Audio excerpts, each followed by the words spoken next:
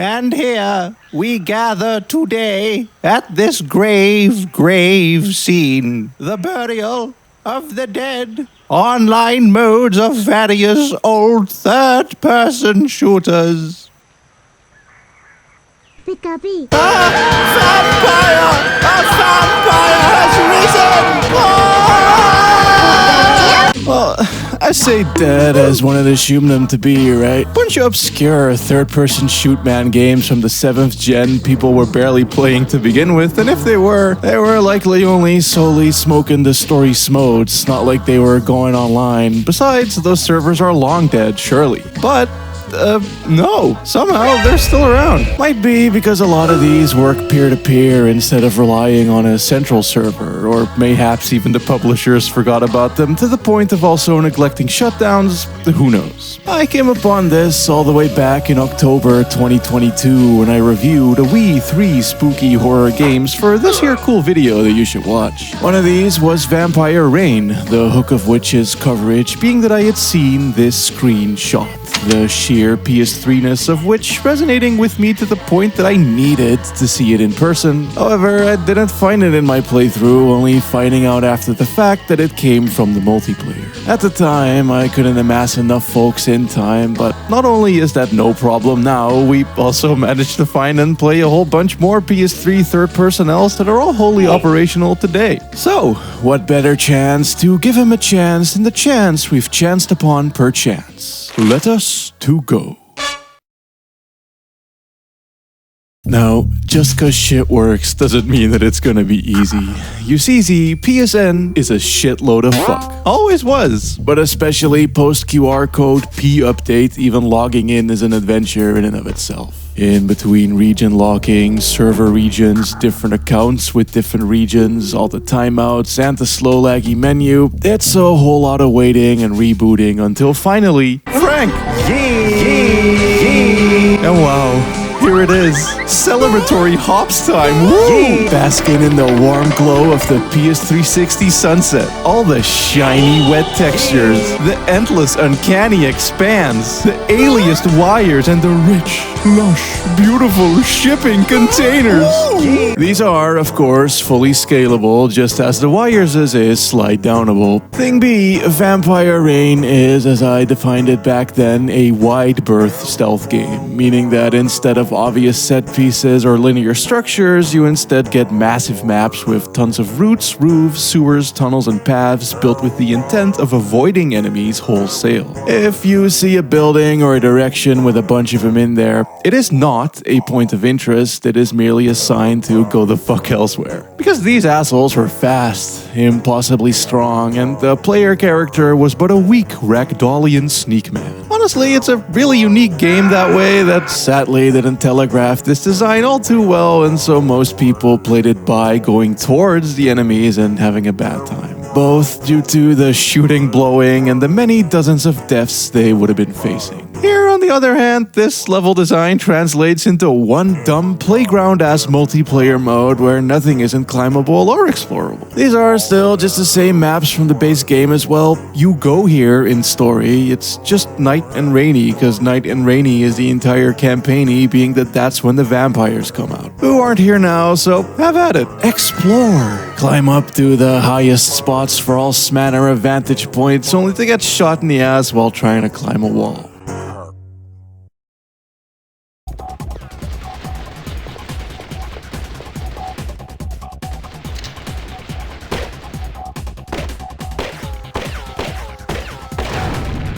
Wow, such visceral and potent gunplay. That ain't to say that it ain't lethal though.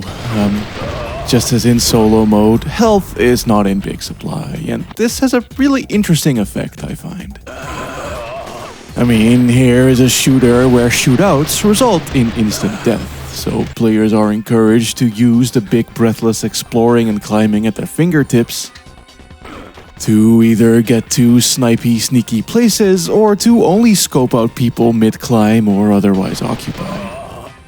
This essentially integrates Vampire Reigns' base game gameplay into the multiplayer creatively and seamlessly. And believe it or not, that isn't the only thing it integrates neither.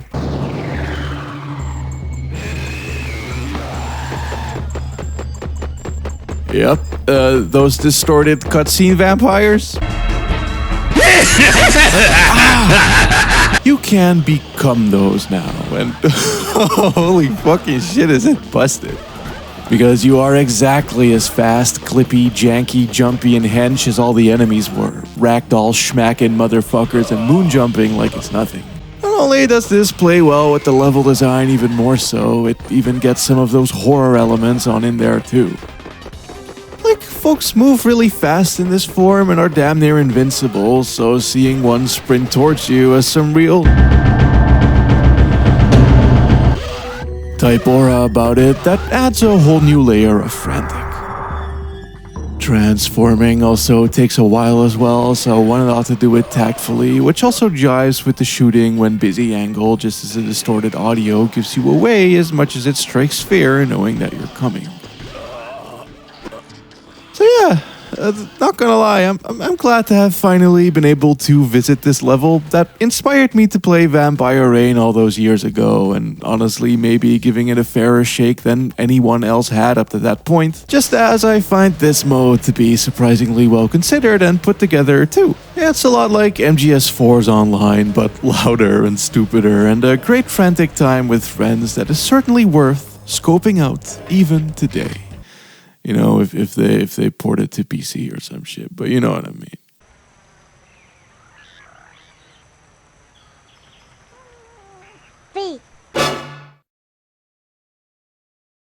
On the exact polar opposite of Vampire Rain, though, we have MindJack's Online. And don't get me wrong, I love MindJack. It's one goobery-ass game with some amazingly swish and stylish Future vibes. It has those helicopters from Dirge of Cerberus in it for some reason. As you can see, the influence of Dirge of Cerberus over the 7th console generation was ever potent and strong. And is, on the surface, a pretty box-standard gun nutter, if not for one wee gimmick.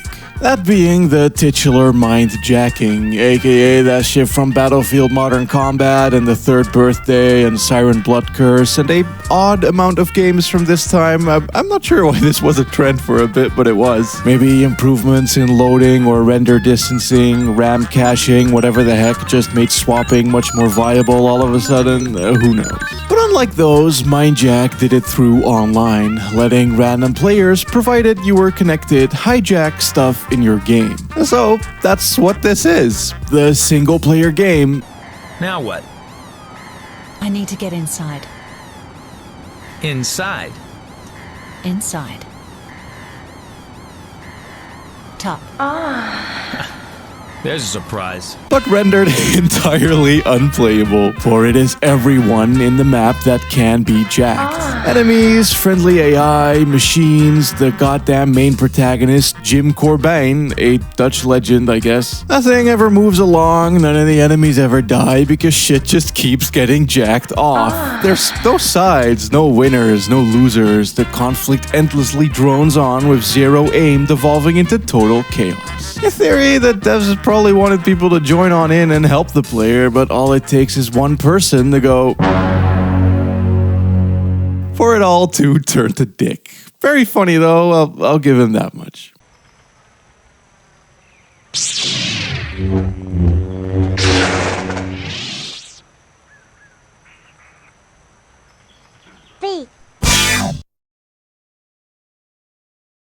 In this world, there exists many a rude and derogatory stereotype regarding games from Gen 7. All of these games star bald men. Something, something, something. Horse armor. And of course, the old faithful. All of these games take place in gray or brown levels and look gross and boring. And fittingly, Dark Sector well and truly exists within the poop level. The home of the PS360 shooter. And I say this glowingly. Made a whole goddamn video about PS3 vibes before, you should smoke it if you haven't, but I adore this edgy grimdark bullshit. Walking around as these shiny golden goop men in the Sepia zone, shooting at grey naked guys, or running around as such in a rainy colorless hole, sucking and chucking fidget spinners at motherfuckers. Really enough, for this one I haven't actually touched the single player mode, but everything about anything here aesthetically tells me that I really should sooner than later. Although, gameplay-wise, it reads to me as a smidge gimmickless, honestly. It's just maps and shooting. For what it's worth, it is asynchronous. The gunmen and the throwmen are very different types of men, but as the sprinting camera shows, this was huffing gears fumes like crazy, though that also means that it feels bloody immaculate.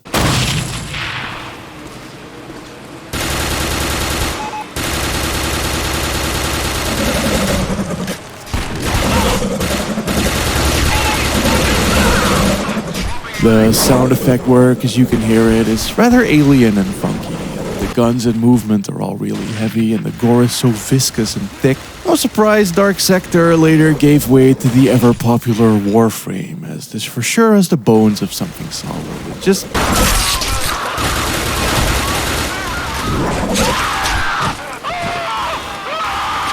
At least as far as this multiplayer goes, I'm not sure it really comes together yet.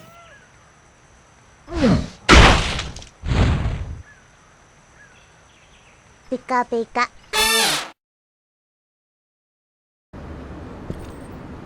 You spiderous coward! So, starting Binary Domain Online is a little bit odd. All you can do is run? All you can do is run? Seeing as it puts y'all in sort of a lobby whilst not making clear that it is a lobby, hence why we were here in this train station for a good 15 minutes, just kind of... Spiderous coward! You spiderous coward! Victory is in sight! Don't be so cocky. It's just barking at each other, really. Cocky. Do you? Luckily for us though, Binary Domain fucking slaps. Being made by the Yakuza people, the story is great, the characters are all memorable as heck, and while Dead Souls may have been on the jank end of the shooter spectrum, BD is hella polished and well designed and paced and has its central shooter gimmick be the idea of gunning for bots and taking them apart body partly. And then of course also devolving in many a crazy set piece. All this translates into a multiplayer game anyway, yes by both, not at all, and exactly in the same way, yes, deathmatch is all human players and far as I know robot isn't an option, thus resulting in generic shooting. It is good shooting, but it doesn't really play with the dismembering, and this is where Horde mode comes in, within which you and thine friends blast apart dozens upon dozens of robots together, turning its maps into a loud barrage of beefy bullets, robo-gibs, and boom bangs. Is it simple? Yes. Is it repetitive? Yes. Is it fun? Yes. Binary Domain is one of those games where even just the walking feels satisfying, so even at its most base, things are Gucci. Yeah, exactly that. A lot of kinetic fat rolling, big stepping, gun blasting, grenade tossing, it just rules, really.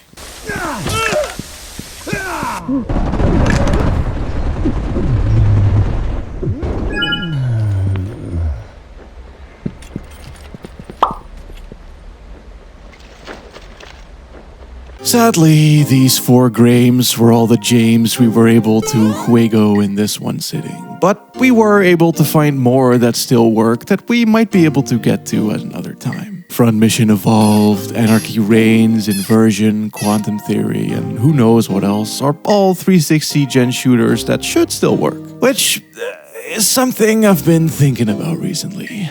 This YouTuber I really like, Ross Scott, has been going on a campaign to see if killing games can be made illegal. Killing games implying like what Ubisoft did to The Crew, or what Square did to a now ever-growing list of canon or otherwise story-driven Final Fantasy and Kingdom Hearts mobile games, being lost forever to the sands of time. I am not as hard up about it as he is. I'm sort of fine with some things just going away. It's merely a fact of time to me. But as a EU citizen, I did sign his petition, and mayhaps if you are, you should too. Cause ideally, yeah, it would be better if The Crew was still around. I like that game. It's my favorite of the Ubisoft open world games, which for me isn't a high bar, but it's still true. And it sucks that it's just dead now. Especially as these few games here show, it is totally possible to leave online functionality running even in releases that aren't multiplayer focused. It can be done, and probably in most cases should be. Cause I mean, is life even really truly worth living without easy access to you spineless coward? Spineless coward! You spineless coward! You spineless coward! Spineless coward! You spineless coward! You spineless coward! Spineless coward!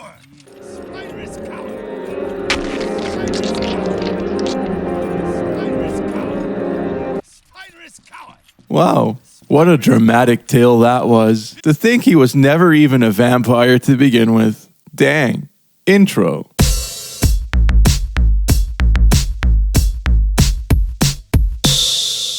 Welcome to So I've Been Playing, the show where I talk about games and experiences I've experienced that I wasn't able to make fully fledged videos out of or repurpose otherwise. Cause yeah, I should probably address the thumbnail elephant in the room, shouldn't I? That of course being the return of the template and structure for So I've Been Playing. Thing is, I get bored of things pretty quickly or start to feel limited and constricted by restrictions and will want to break down, subvert or destroy the moment I feel formulaicity creep on in. This is why I managed like 3 Japan-only PS1 game vids before eventually going sicko mode and talking about Crash Bandicoot. And especially back then, I went through this whole graphic design arc of wanting messed up crazy text and maximalist busyness, and hence thus the simple and clean thumbnail template was beginning to frustrate. However, over the past year or so, I've realized that maybe a bit of that rigidity for me is actually a good thing. Like a lot of folks in this space, I do be very neurodivergent. It's hard for me to keep track of or pay attention to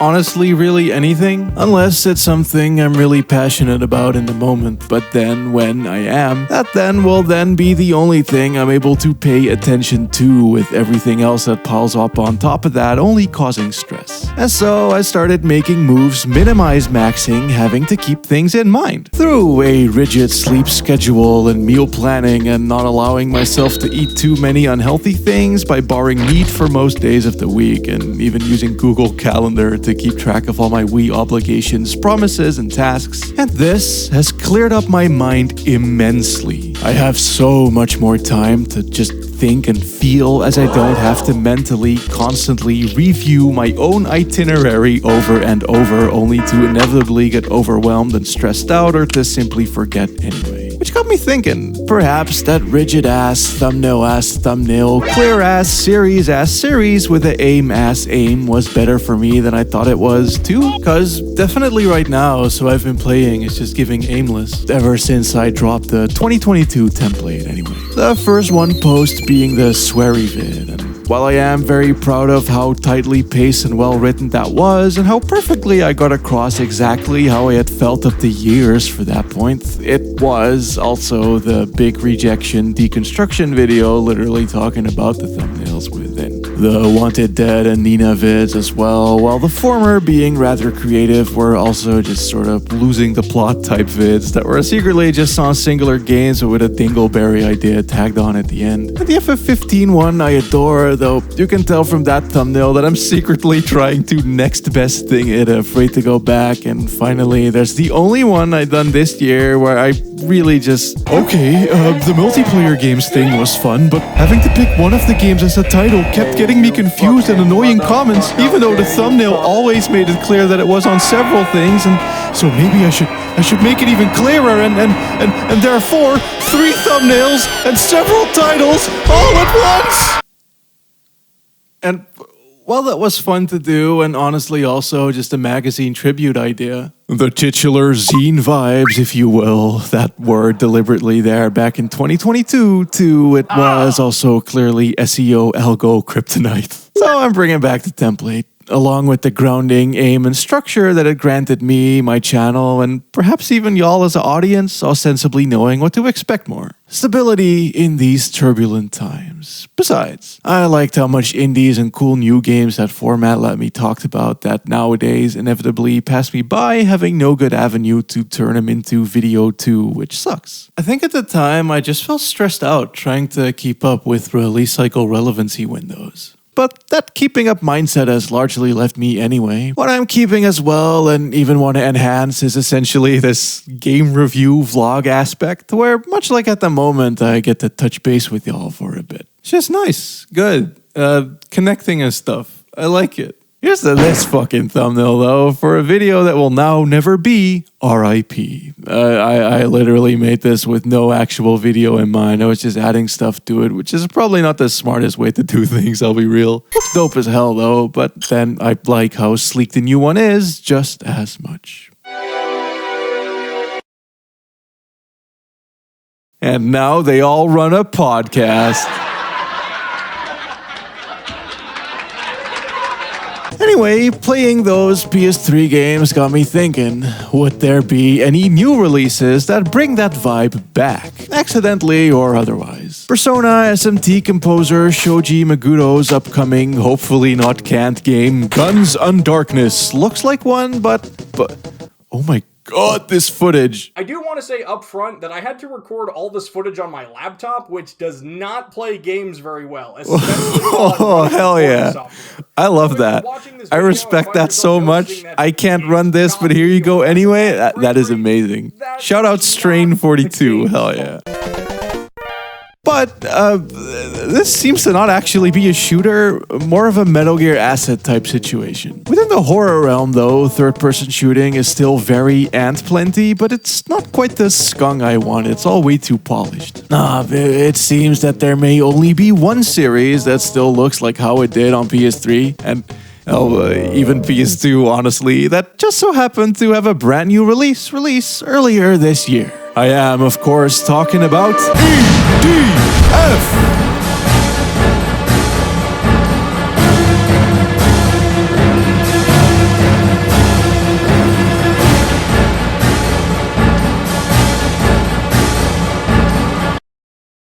Enjoy. In Font New Rodin, aka PSP, aka PS3 font with what I damn near thought was a screenshot of Africa? Whew, goddamn. We are so back. So, Earth Defense Force is indeed a series that stretches back all the way to the early 2000s. Starting on PS2 as part of the low-budget Simple series, it was, therefore, a storyless, rigidly missions-based and arcadey title about shooting big insects with big guns and even bigger explosions in big maps. The player could explode whole entire buildings and shit as crowds ran, screaming in a panic, to a bombastic score across a wide variety of levels. It was very much a what you see is what you get grade ordeal, but compared to most other Simple series releases, it did have more of a winning formula that could very easily be gradually built and milked upon. And guess what? That is exactly what happened. Yeah, whether it be on 360, PSP, Vita, PS3, 4, or PC, it's been reusing assets, maps, enemies, weapons, menus, and the same basic concept. Ergo, why though, the newly released EDF6 has a rather, let's just say, old school sort of vibe about it. PS2 aura with PS3 visuals. This series has priorities, you see. As a new gen of consoles, to it does not mean increased graphics. No. It instead means increase the sheer amount of stuff on screen at once. Increase how big something can be. How much scale, render distance, light sources, and particle effects we can have populate a scene. Can we push the PS5 to drop frames or tear screens? Yes, we can. And as such, shit is so old school that it boots up with a Havoc Physics Engine logo. This game is so old school it has split-screen multiplayer. We go so old school it sets up the story with a unvoiced text crawl. God damn. Talking about how aliens done aliened, killing about 90% of Earth's population, and shit's about to get even worse. Because of this, EDF6 doesn't take place by the Big Ben, or in Tokyo, or by the Big Ben, or in Tokyo, but instead in these desolate, ravaged, and destroyed city streets that we save by blowing up even further. Good job. Sir, yes, sir. This gun doesn't malfunction. Look, what a peaceful city. A perfect place to live.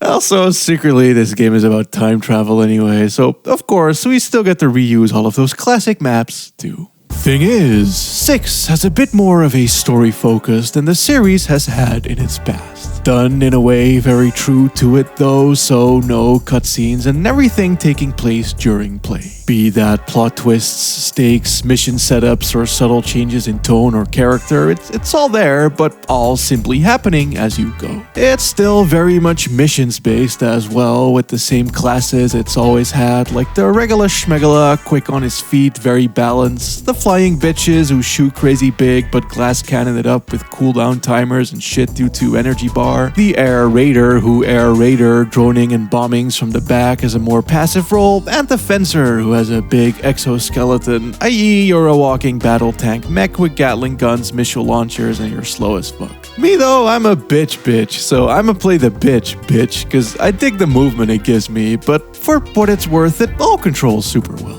Like the feel of everything here is excellent. Be that flying, boosting, blasting, running, rolling, aiming, shooting, or yelling. In this life and the next, to fulfill your duty.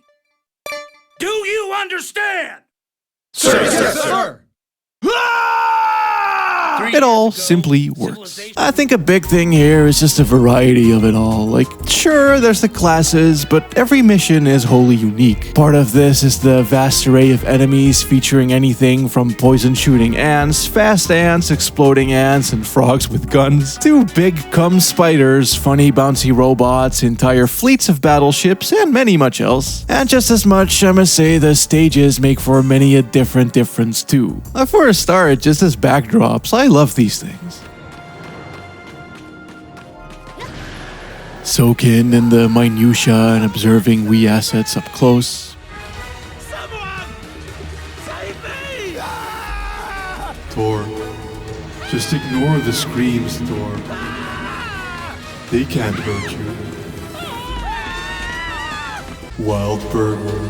Whereas giant and destructible as the locales are, they sure as shit were made with some model Tableian detail. Only, well, again, this series doesn't focus on improving graphics as technology involves, so it still has that early PS3 fidelity to it where it's all somewhat uncannily brought to life. I mean, just look at this gaping liminal expanse of oddly shiny ruinated tower blocks of elegantly repeating textures and copy-pasted buildings.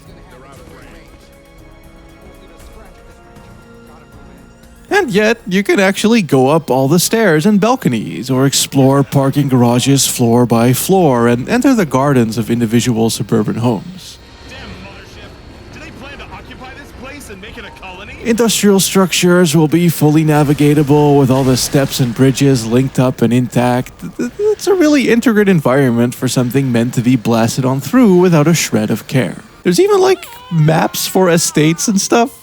I mean, they don't have to give names to the complexes, but they do. Certainly, it's not a Yakuza game or nothing, but the ACs do have higher quality textures. Being able to be in the weeds like this makes the scale of what you're actually here to do all the more impactful, I'd argue, too. The destruction, the dismemberment, the way everything pisses blood fountains, the fat giant building chunks and monster jibs, the explosions, the big bold gamey item pickups, and the Havoc physics engine. And just the way genuinely giant hordes gang at you from afar only to turn into a loud detonating paste once close by will never not be immensely rewarding and epic to me. Nor do I think that there is anything as big in any other series as just how unfathomably largely portrayed the spaceships are here in EDF. And I mean that. I don't know if it's clever skybox trickery or what, but I actually jaw-dropped IRL a fair few times while playing. And naturally, you can take him down in midair, have it crash, burn, and blow up, and have it not even be a major set piece. You just go right back to killing ants by the hundreds upon touchdown. This be the type of game where... Well, I mean, look at this. This is the goddamn equivalent of a nuke, and it's just another attack. Just another enemy in just another random mission. 1 of 150. And that is exactly my thing. You are not the main character. You're not a special named person hero. You're not really a character at all. You just play as simply another soldier in the EDF. If a giant Godzilla monster shows up, it's not your boss battle. It's not a boss battle, nor is he focused on you at all. You can attack him, just like the grunts, tanks, and artillery units are, but you could also very well not. One can be in those weeds, hiding, watching from a distance as he gazongas and bazingas some buildings, which to me is giving a similar overwhelming and larger than you energy than what the Disaster Report series has. There are also whole entire cities crumble and burn around you, but it's not necessarily yours to fix or save. You're also just in the shit. The weeds. Well, if anything, in EDF, you can make things worse. Fighting monsters so big, entire tower blocks get coated in green alien goop. What a huge fleet! We need to prevent damage above all else. Exterminating those monsters Yeah, is our sure priority. thing, buddy. Sure thing. Damn, son. Get a load of this!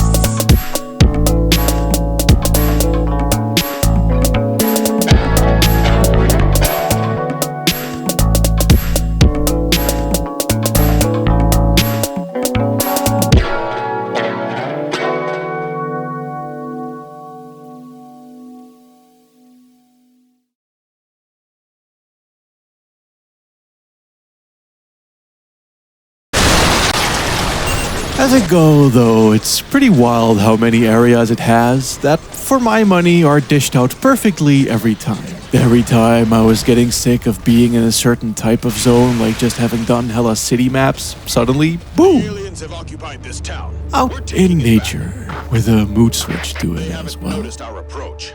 Infiltrate the town and deal with them one by one. Music going all atmospheric mode, accompanying the swaying autumnal trees and the waving bamboosies along winding mountainside paths. This is my hometown. Help me get it back from these invaders. There's also a little town here with many a new building type and rustic rural vibe. Acid face lotion. And shout out this car dealership for real. I love how it's just like an image over the inside of a cylindrical shape and then some cars, flower pots, and shiny windows. But it, again, looks so model table-y. Later, the humanoid aliens come waltzing down the mountain together in such a fun off-the-cuff moment, of which there is at least one in pretty much every single stage.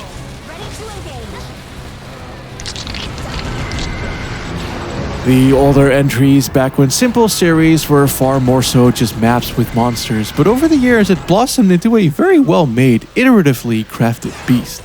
If not a change in locale, it'll be a new enemy type or situation, making basically every mission distinct and memorable. One moment you'll be having the insanest large-scale battle you ever done seen, and the next,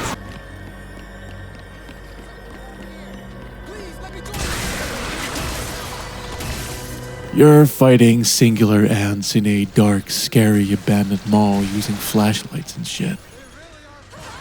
Or fighting robots in the army base where the dynamics of their movesets play out very differently. It's got some horror gamey elements at play here for real. Like how,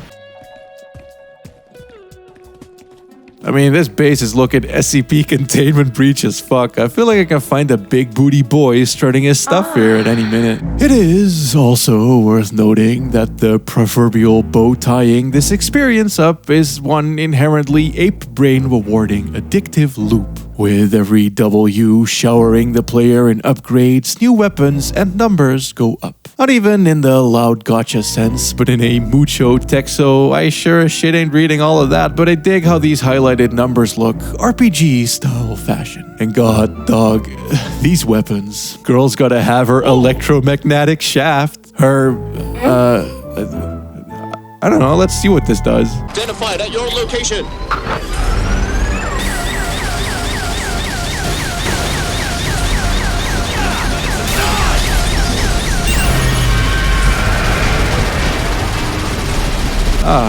I see.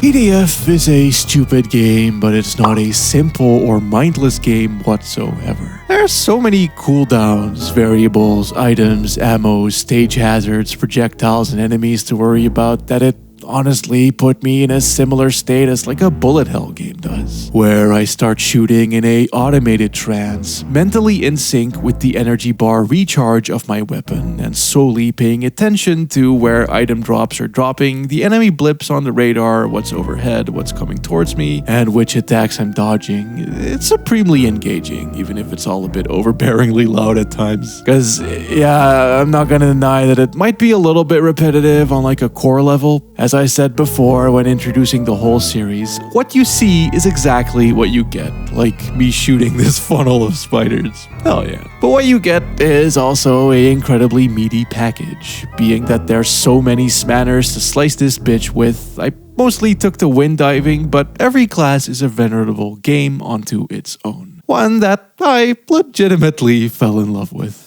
Every time I figured like, oh okay, this is probably what the rest of the game will be like now, based on how I know the older EDFs I like less to be, it did something new and different. I just adore how it plays and looks, and I think the story is fun, the dialogue hilarious, and the stakes are insane, so consider me invested. Sure, yes, it is dumb and stupid, and it knows, but not in a lame, ironic sort of way.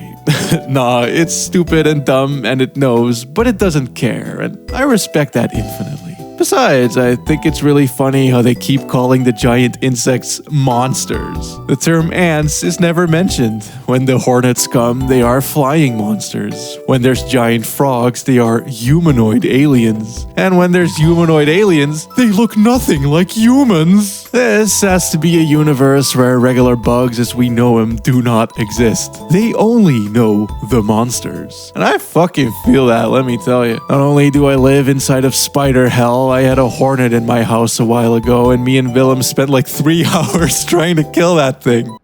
I don't think it can fly anymore. Willem? Willem, move! Go away, go away, go away. Fucking just suck my fucking dick! Fuck you! God damn. Yeah, I know. I'm pretty cool. Fucking one-liner, bitch.